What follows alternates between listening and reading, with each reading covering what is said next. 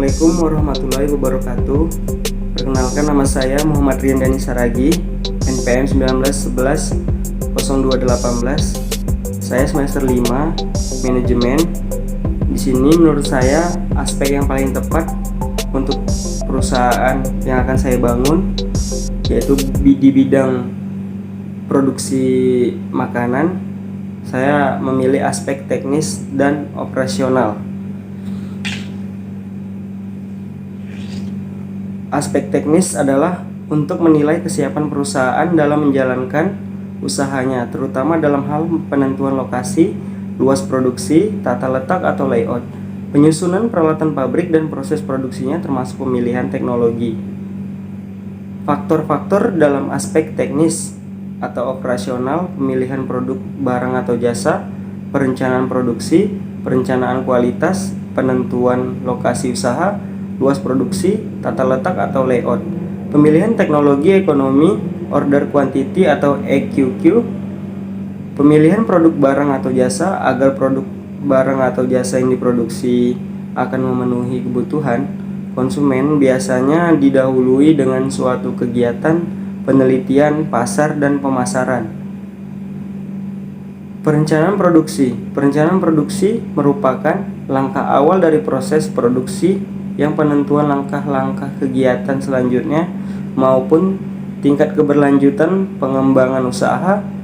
Dalam perencanaan produksi, berdasarkan spesifikasi produk yang akan dibuat, jumlah dan kualitas yang akan dihasilkan, harus direncanakan berdasarkan kebutuhan dan kapabilitas dari faktor-faktor produksi yang tersedia, antara lain jumlah dan kualitas bahan baku, keahlian dan jumlah tenaga kerja, kapasitas mesin, cara atau teknologi yang akan digunakan, jadwal produksi, dan lain-lain. Perencanaan kualitas perusahaan hendaknya menentukan suatu tolak ukur rencana kualitas produk dari tiap dimensi kualitasnya. 1.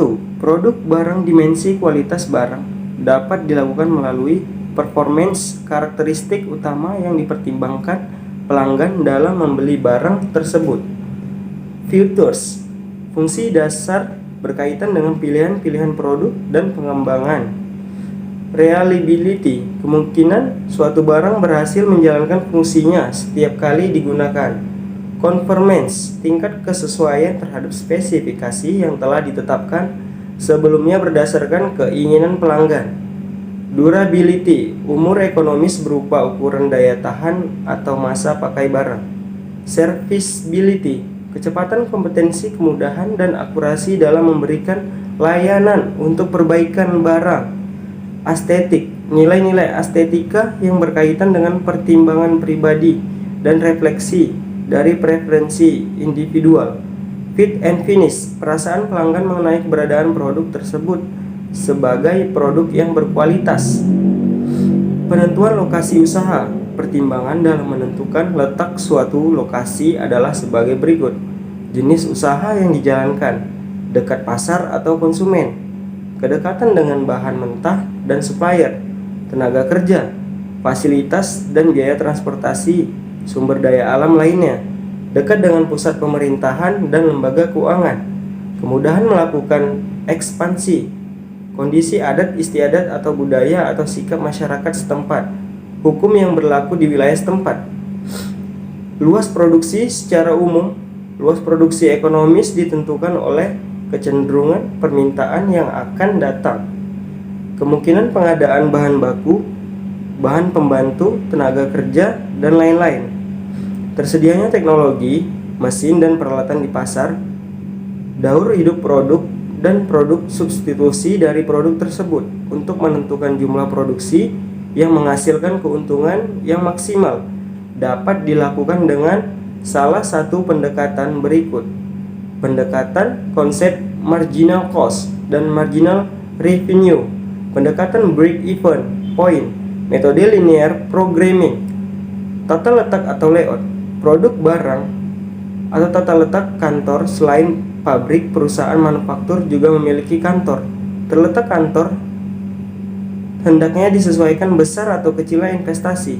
Selain itu, tata letak harus dirancang dengan memperhatikan kemudahan dalam berkomunikasi, fleksibilitas pemakaian ruangan, struktur organisasi yang diterapkan, serta bentuk layanan yang dilaksanakan secara rutin.